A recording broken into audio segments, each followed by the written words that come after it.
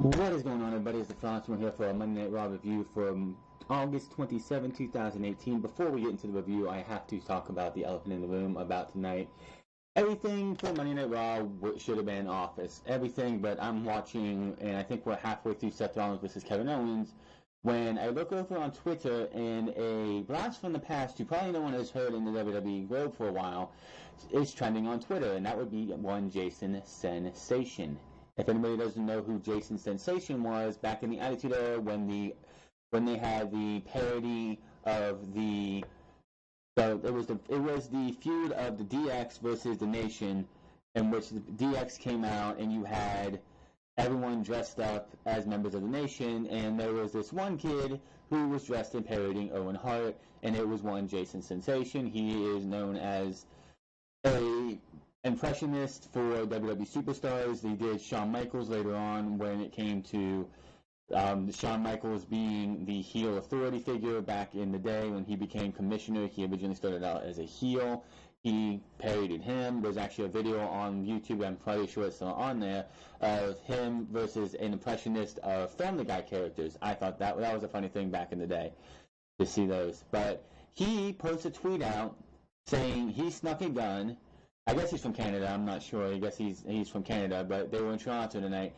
He puts a tweet out saying he snuck a gun past security and he's going to shoot himself. Don't want to miss it tonight. Thanks for the memory, WWE.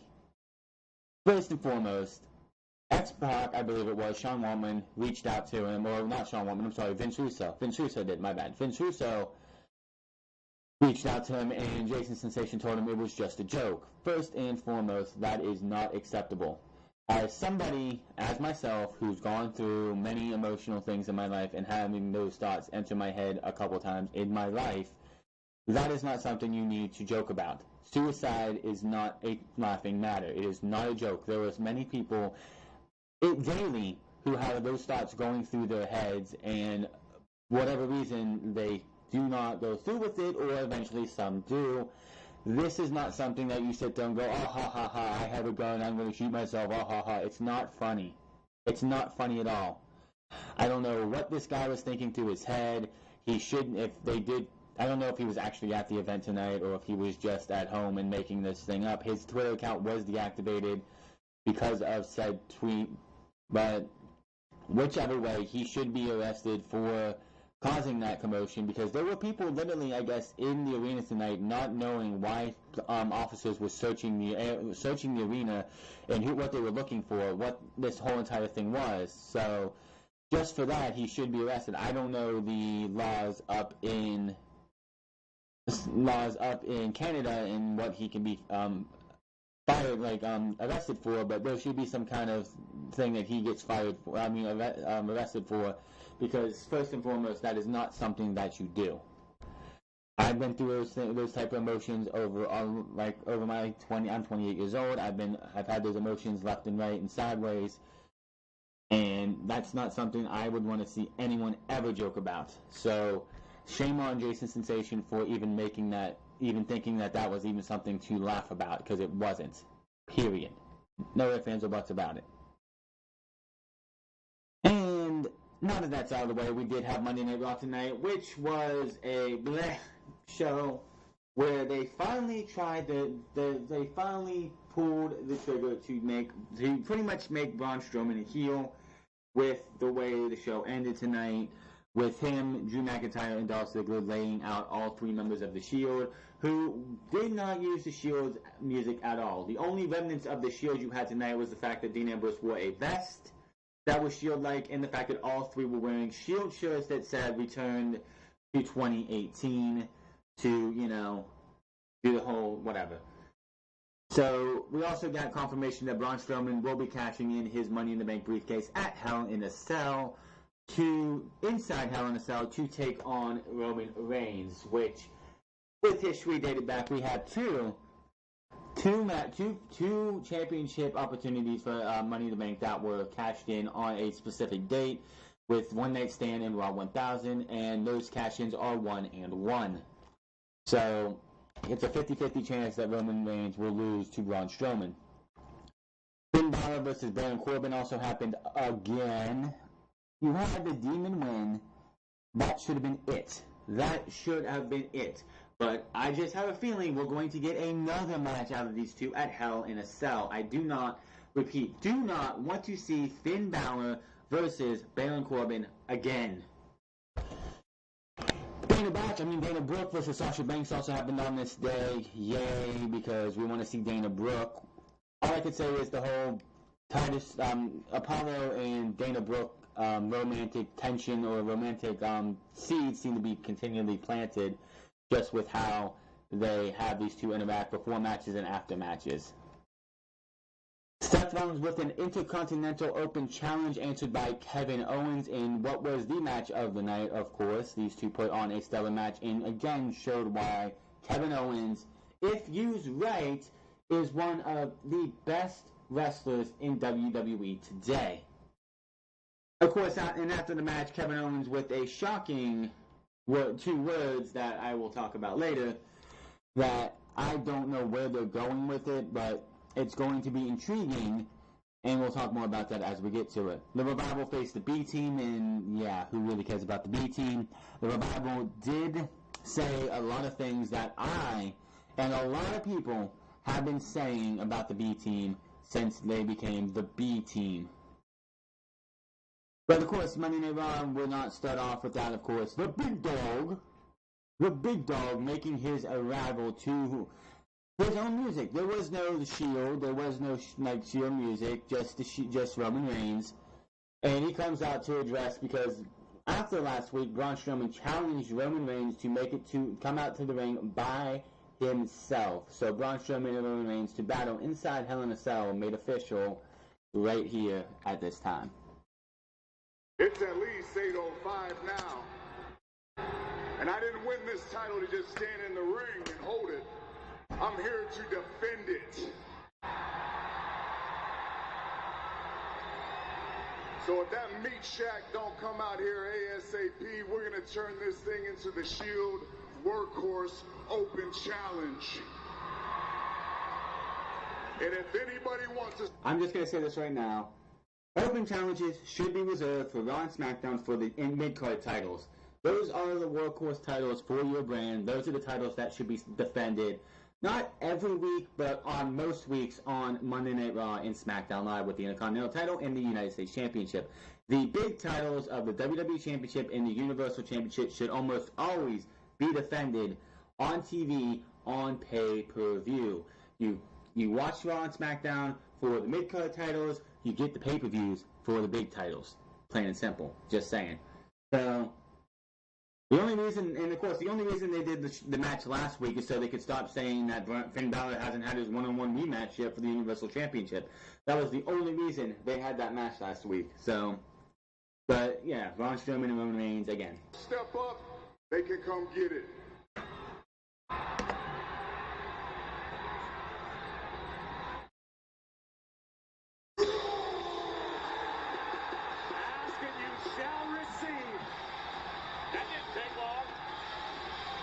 And let's not get a copyright claim here. To do, not even me. Those boys, they made a choice because they understand the shoes I'm standing in.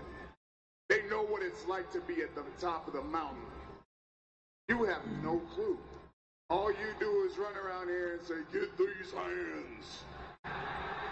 Well, the fact is, the only thing you lift with those hands are objects, cars, ambulances, stages. These hands, my hands, have lifted every single WWE Championship there is to offer. A lot of crowd manipulation tonight with the WWE, as usual, because they don't want you to be booing Roman Reigns. They want to make it sound like he is the most over guy in the company, which we all know is not true. But yes, he has won every championship now that WWE has to offer besides the SmackDown Live Tag Team Championships. But that's neither here nor there. And that's why I am the guy. That's why I run this yard. And if you ever want to be on my level, son, you better learn to step up, act like a man, cash that contract, and let's have our championship match right here in Toronto.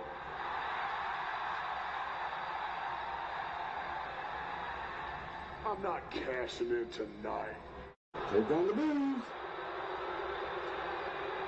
You know, the only reason they're not booing Strowman because they don't like Strowman. The only reason they're booing Strowman is because everybody loves a cash in.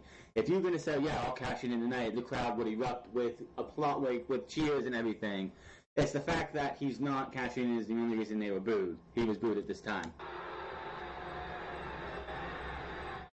Because you and I and everyone inside this arena know that if I did, your little boys would come down here and try and save you again. Facts. So I'm going to make you a deal. I won't cash this contract in until September 16th. All you gotta do is show up to the one place where your brothers can't interfere with me taking your Universal Championship. Because you and I, we're gonna go to war in a place we've never done it before. Denny's? Oh, my bad. I'm gonna cash my contract in, and I'll see you in Hell in a Cell.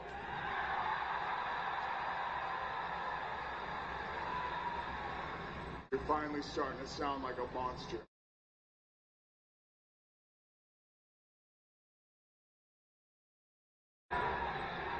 They shake on it. But I guess Braun decided to get a little bit tighter with the grip because Roman is looking down at his hands like, what the fuck, man? They get interrupted by Dolph Ziggler and Drew McIntyre, who want to have a match against them later tonight. Acting General Manager Baron Corbin, who already is playing a heel after tonight, heel general manager to a T, with abusing your power, making matches that you say that the regular general manager wouldn't do. He literally said, I'm going to make a match tonight that Kurt Angle wouldn't be able to, and will jettison Raw into the future. He made Braun Strowman and Roman Reigns versus Dolph Ziggler and Drew McIntyre. How is that? What do you mean Kurt Angle wouldn't have made that match? That has been Kurt Angle's MO since he's been Raw general manager. He'll come out, if four guys are having a squabble, we're going to have a tag team match, player. That's exactly what Kurt Angle would do. So you just have him say that is just asinine and stupid. After we get the match made official for Hell in a Cell, and we get the main event made for tonight, they cut back over to the commentators who start talking about something when we have Baron Corbin get back on the mic in the ring and say, well, I'm going to make a match between me and Finn Balor right now. And it was the same old match between these two until Baron Corbin grabbed a steel chair, hit Finn Balor with it. Looked like it was over. Finn Balor wins by DQ, but he's like, oh, no. This is a no disqualification match. I have a lot busy work. I forgot to say that. So Baron Corbin wins with the end of days. So these guys are tied at 2-2, right? So we're going to get a fifth match at Hell in a Cell? Please, no. Just please, no. Enough of it. Alright, what do we have after this? We had ourselves... let me think here. Dana Brooke versus Sasha Banks. Who really cares? Titus Worldwide decided, and we had Apollo and Dana Brooke in the back talking about whatever. Titus comes in and is like, you have a match tonight against Sasha Banks. With Sasha Banks being one of the best women on the roster, and Apollo Crews is like, she hasn't wrestled in 9 months. What are you doing? That's not a warm up. And Titus is like, oh, I have trust in her. I have trust in you. I have trust in Worldwide. They're definitely going to be splitting up Titus Worldwide soon. I think it's going to be with Dana Brooke and Apollo Crews going against Titus, and Titus losing his mind or something, and it's just gonna dissolve this team. Very short match. Dana Brooks taps out to the bank statement. Do you care? No, because I don't either. Intercontinental Open Challenge. Seth Rollins makes an open challenge. Before that, I should say, Braun Strowman's in the back. And this made no sense to me. Why does Braun Strowman have to relinquish his Money in the Bank briefcase for this? Before we get to Hell in a Cell. When RVD cashed in his Money in the Bank, he said he was going to do it at One Night Stand. And that was 2-3 weeks before the show, and he kept on to his Money in the Bank briefcase, right? John Cena was a week beforehand, so it was one thing different, but Braun Strowman gives his Money in the Bank contract to Baron Corbin because he has cashed it in for Hell in a Cell.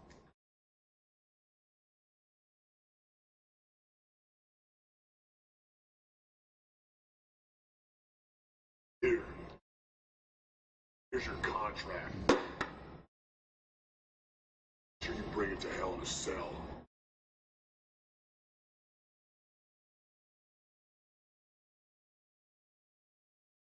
Yeah, that's just that's great.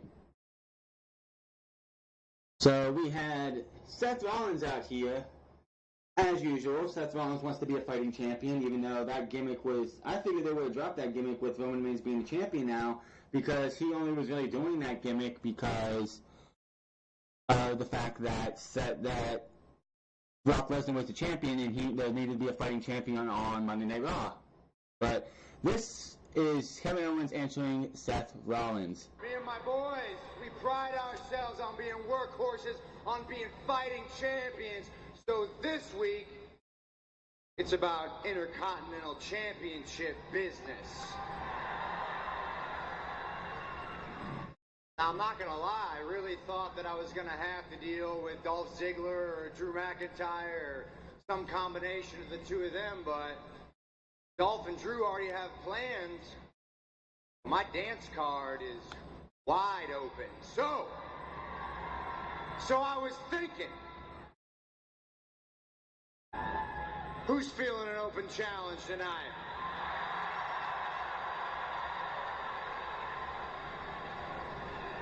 Well then, this is a formal Intercontinental Championship open challenge to anyone in the locker room who's got the guts. Let's do this right now! I'm so glad you're happy, Seth. So glad you're feeling good. You got your buddies back, you got your title, you got your CrossFit. You're on top of the world, aren't you? Well, you know what? Since I came back to Raw, Seth, my life's been a living hell. It really has, and it shouldn't be that way because you know what? Every single week I was on SmackDown Live. I wish I could come back to Raw. So now that I'm back here, things should be good, but they're not. Yeah, you had a great SummerSlam, didn't you? Yeah, you did. The reason for that, though, is because you had your best friend by your side. I didn't have my best friend by my side. If I had my best friend by my side, if I had Sami Zayn by my side, I would have beaten Braun Strowman. Unlikely. I would have cashed in the Money in the Bank contract, and today, tonight, right here, right now, I would be Universal Champion. But I'm not. I'm not because Sami Zayn's not here. Sami Zayn is at home because he was injured by some brute. That terrible summer ends tonight because I am not leaving this building without a title. Seth Rollins, this is Toronto, Ontario, Canada.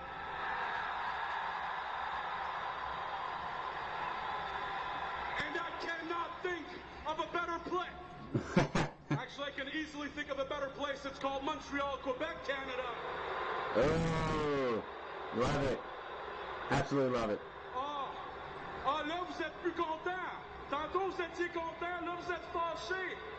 Eh oui, hey, ça me dérange pas. Vous avez déjà tout payé pour le nouveau T-shirt anyway.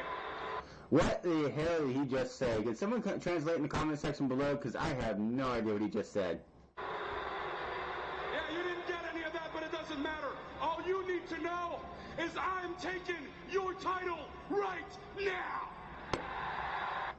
These two, again, put on a stellar match. This was a damn good match between these two for the Intercontinental title. These matches right here should give prestige back to the Intercontinental title. These are the matches that you would see back in the day that everyone praises about the Intercontinental title being a workhorse title, being the title that you would see on an early episode of Monday Night Raw, on like the old old superstar challenges and everything. This would be the title that a Mr. Perfect, Shawn Michaels, Bret Hart would wrestle for. These type of matches are great. Let me see what we got here.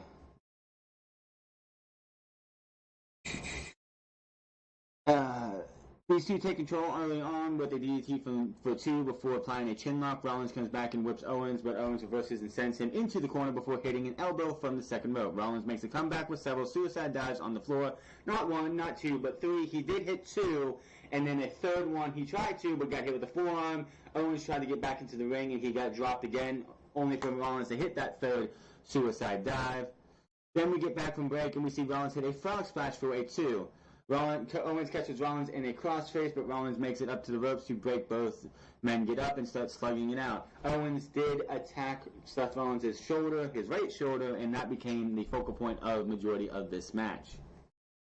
Owens goes for the pop-up powerbomb and comes up empty before catching Rollins with a stunner, a beautiful stunner that got the crowd completely into this match.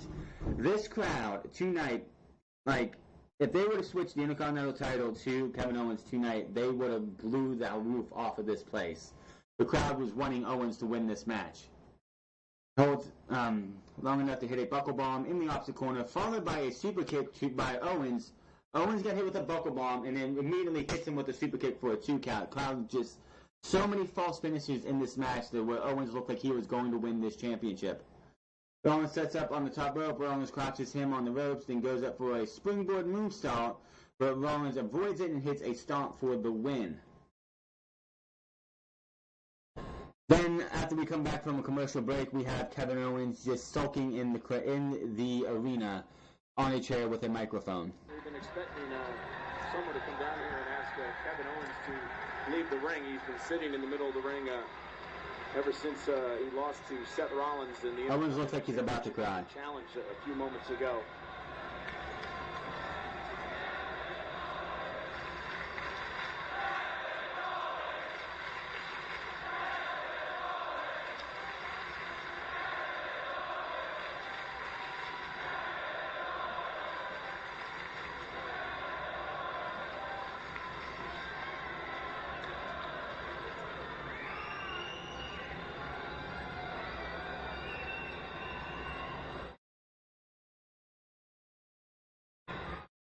Dude really looks like he's gonna cry.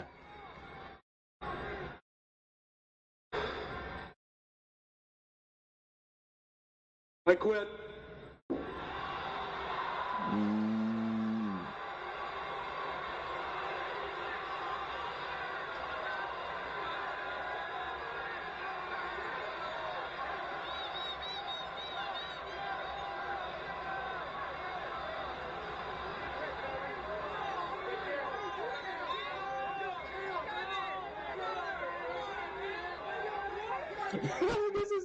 This guy. He's walking past this guy. He's like, no, and he's like, what?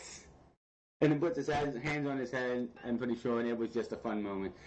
What are they going to do with Kevin Owens here, who just came out and said he quit? Now, everyone wants to know, is Kevin Owens actually leaving WWE? No, this is all storyline. There's a lot of speculation that maybe he's going to be, excuse me, Paul Heyman's new client. I don't know about that. I honestly don't know what they're going to be doing with Kevin Owens after we get done with this. This is going to be interesting because there are people like, what's going to happen with Kevin Owens now before we got to this, after the match was over, and then we find out he quit. Will he go on SmackDown Live? Will he show up in NXT in about 4 weeks after the next set of tapings are done? Maybe he shows up in NXT UK. I don't know. This is going to be really intriguing to see what they do with Kevin Owens. Maybe they do a quit angle and have him show up at Evolve as Kevin Steen, or show up in ICW or Progress as Kevin Steen, just to play it with the fact that he quit WWE. Let him go there for a while and have him come back. And I don't know exactly what they're going to do. This is definitely going to be something that's going to be worth talking about as we get further along in the while. And hopefully, there was someone who put a idea out there that back in 2013 when AJ Styles was leaving Impact Wrestling, which was, and the way that they booked that was AJ Styles won the World Heavyweight title and got in his car and left.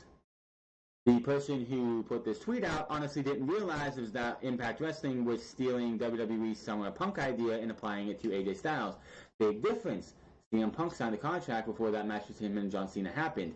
AJ Styles was not under contract with Impact Wrestling when they let him walk out with the title. So they pretty much worked with AJ Styles on a good faith basis to show up for certain times and do certain promos so that he could eventually lose the title to Magnus and then be on his merry way to New Japan, where he wrestled there for about 2 years.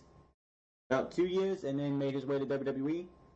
Yeah, that's about how that went. Because he showed up in 2014 and then lasted until 2016, something like that.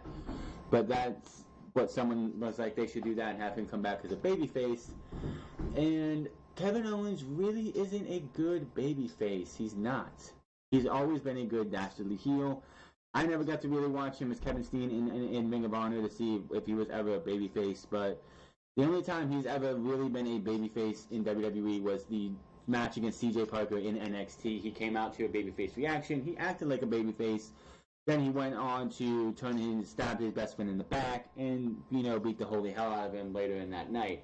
And he's been a heel ever since. This is definitely going to be something that's going to be very intriguing when we get to it. Hopefully this isn't going to be something that he shows up next week. Have Kevin Owens disappear from Raw for at least the rest of the month. We don't need to see, because, well, the thing about it is that they recently announced that him and Elias will take on Bobby Lashley and Kevin and John Cena at the Super Showdown. So they really have all of September to work this thing out and where they're going to go with this. But I find it kind of peculiar that somebody who got announced for the Super Showdown, they just had, unless they really stick with kayfabe and take that match off the card, I don't know where they're going to go with this. It's definitely going to be something to talk about. I will hopefully have more on this coming Saturday for Unscripted, so look out for that. Speaking of Unscripted, we hit 22 views this past week. I want to thank each and every one of you who viewed that video. Make sure to hit that subscribe button, comment down below, and like that video. And this one is too. Let's move on. We go to the back, and Renee Young talks to Dolph Ziggler and Drew McIntyre about their challenge to Roman Reigns and Braun Strowman, and Dolph says it's all about opportunity. Drew says Roman had back-to-back title matches, so he's not physically right yet. And Braun's mind isn't right because he got his Money in the Bank coming. He's got Money in the Bank coming up, but he tried to cash in twice last week and came out with a whole bunch of nothing. Drew says the locker room sees Braun and Roman as the top dogs, but he sees them as the wounded and ready for slaughter. Let's talk about that main event later. The B Team versus the Revival. The Revival win with the Shadow Machine. After the match, they shouted on Curtis Axel. After the match, they Shadow Machine Bo Dallas. Hopefully they have that in here because that is definitely something you need to hear. The fact that the Revival themselves have said what we as fans of tag team wrestling, and if you're not a fan of tag team wrestling, I don't know what's up with you, because tag team wrestling is sometimes some of the best matches on a show.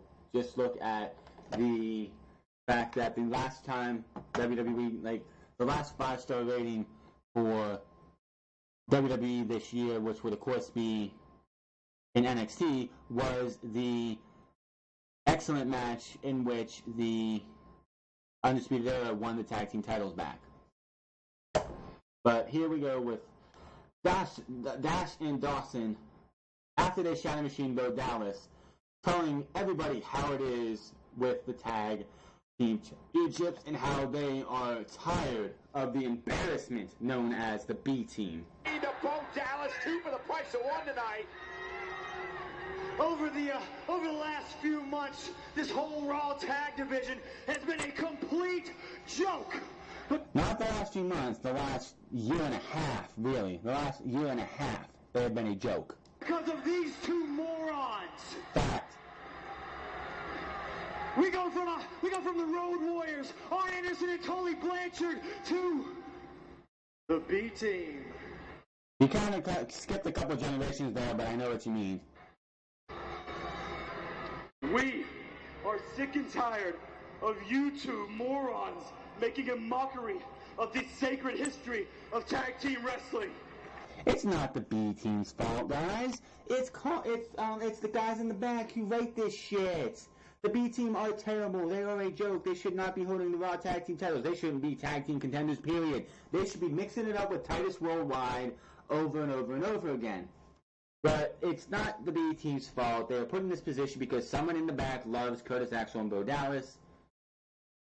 I blame the creators, I blame Vince McMahon, I blame Kevin Dunn, I blame Road Dogg, I blame everybody in the back before I blame Dallas and Axel, who were put in that position not because of who they are, because of somebody in the back has a hard-on for the B team. Yeah. So fellas, make sure you hold on to these Raw Tag Team Championships as tight as you can. Make sure you keep them clean, because we just proved to you we can take these away anytime we want to. Top guys, out. We go.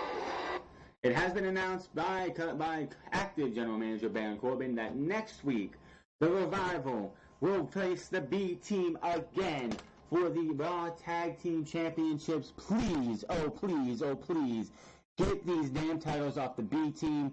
Send them back down to obscurity and have them just face off against Titus Worldwide or the Ascension or anybody else for the remainder of the time as a tag team. Then we had Elias out here ready to, perform his latest concert when he rips into Toronto, and nostalgia, Toronto's favorite daughter, Trish Stratus, is back. Time that I sing my greatest song.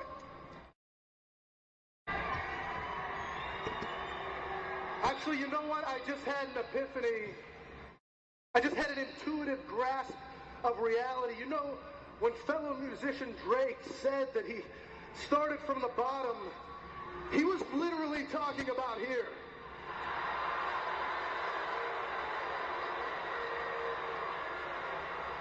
Yeah, because there is no city more bottom-feeding, no city lower than this godforsaken hole of Toronto.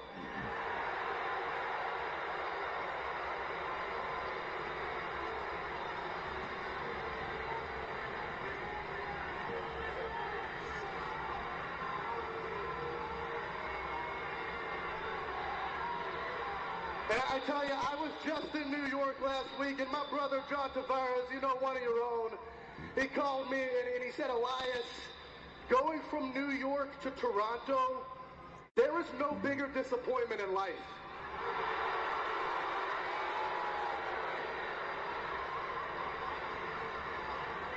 And he speaks the truth.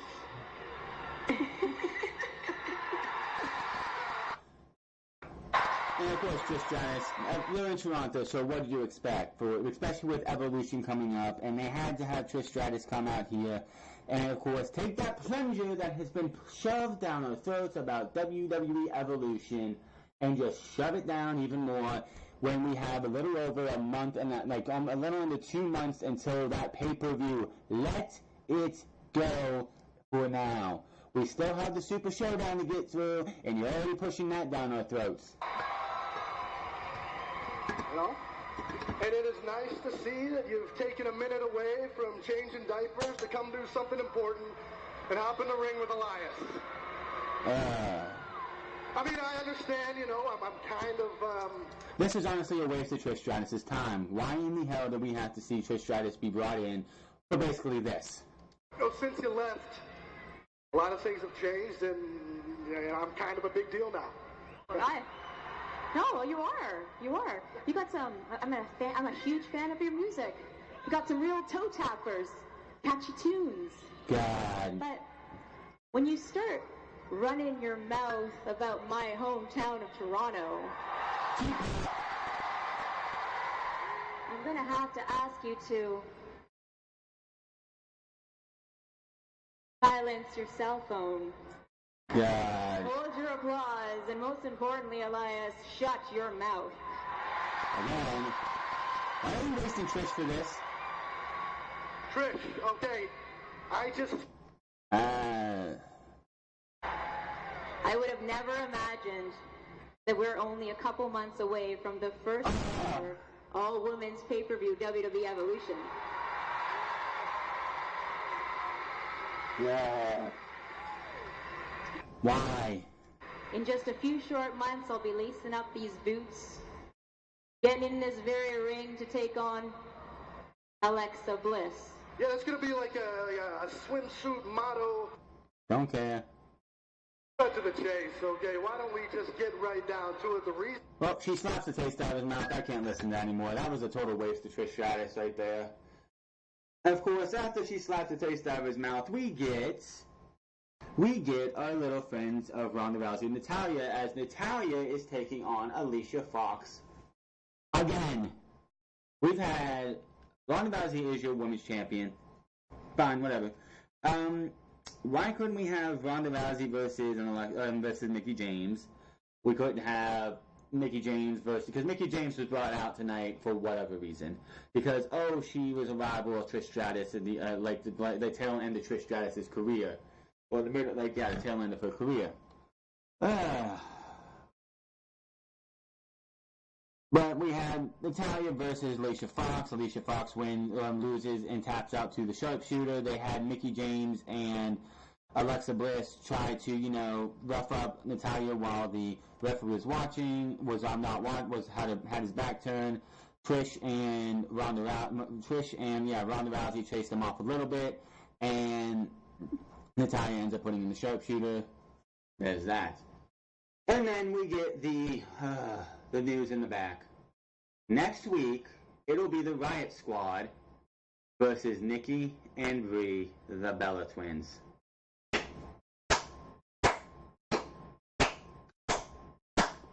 Gag me with a spoon.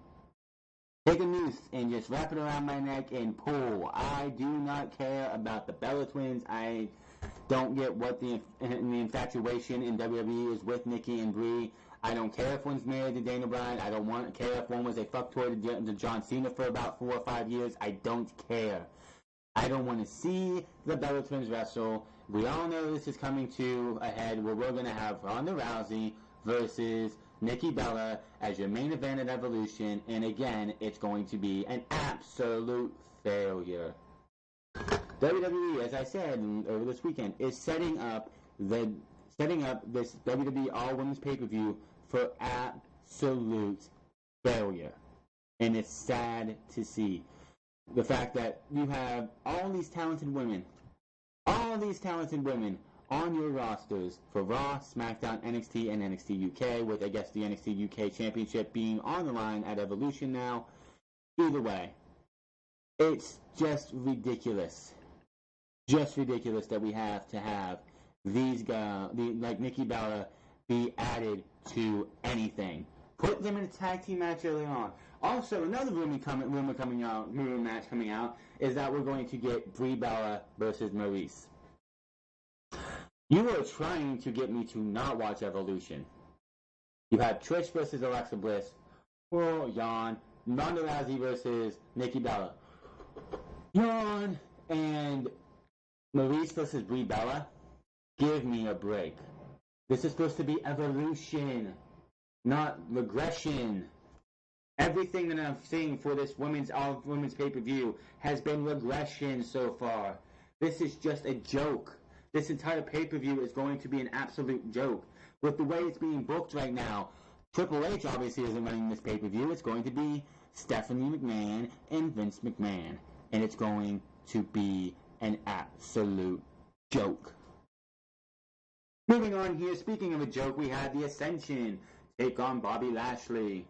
Bobby Lashley won with that Dominator-looking move, DDT, whatever you call it, onto Victor for the 3 count. Early in the night, we had, before Seth Rollins came out, they had Jinder Mahal and Dean Ambrose was in the back, just minding his own business. Jinder Mahal came over and tried to be like, I see all this anger in you. I can bring out your, healthier side, your less than angry side. Shante, what do you say?